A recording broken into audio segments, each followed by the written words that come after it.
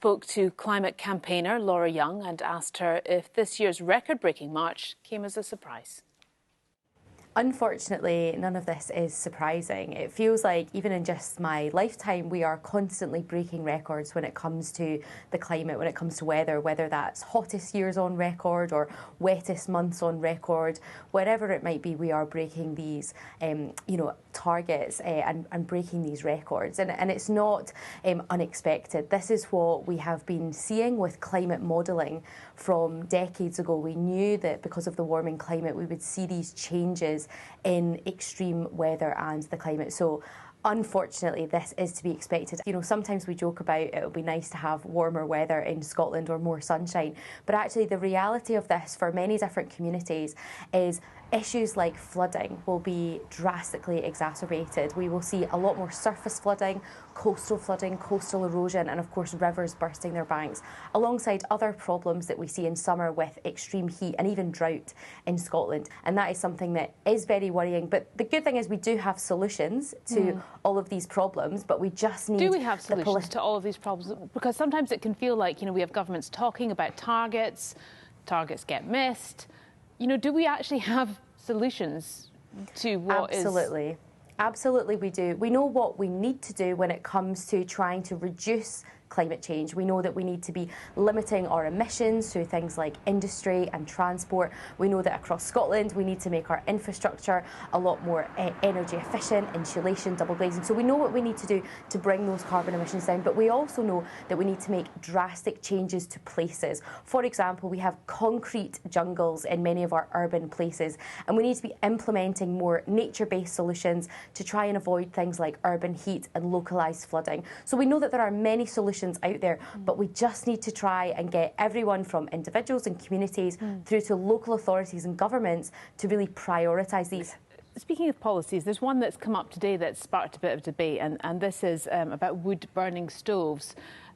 I think they've clarified in new build homes that they would like to see wood-burning stoves not go into any new build properties. Do measures like that help? And that can put people perhaps in rural communities at a bit of a disadvantage.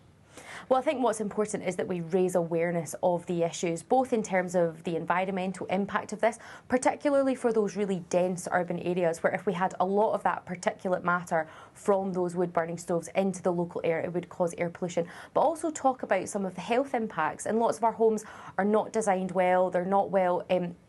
they don't have air circulation that is positive. And so what that means is that actually this can have a health impact as well. And these new builds that are not set up for them. And of course, then working with rural communities to say, actually, how can we ensure that you can have energy security and can have, energy that is green and clean and renewable, but of course, trying to avoid any of these infrastructure changes that have unintended consequences.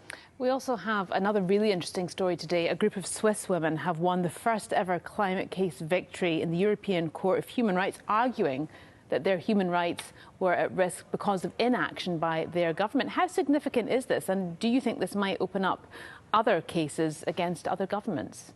I mean, this is huge, and it's a real positive win when we are talking about this. And as I mentioned before, environmental issues are too often just framed as that, just environmental issues. But actually what this does is showcase and tell the story of how climate change is impacting people and communities. Now, this group of women are mostly elderly, and we're talking about how extreme heat, particularly in the summer months, was impacting them and their health and their worry about just being able to go out and about.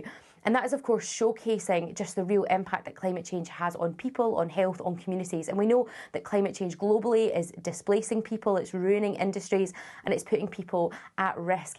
And so this is amazing that we have this to now set a benchmark. We now have this in this kind of international ruling to say countries are not doing enough when it comes to climate change, and that is impacting people. So we need all countries and businesses and individuals, everybody is a part of this, but particularly big countries, to be playing their part when it comes to climate action. And that is because ultimately it is beginning to infringe on human rights when you think about all those impacts. So it's fantastic. I have a suspicion that we will begin to see lots more of these cases, and that is the kind of pressure that we need to be applying when it comes to getting this amazing action, not just for the physical environment, but of course to really keep communities safe. OK. Laura Young, many thanks indeed. Thank you.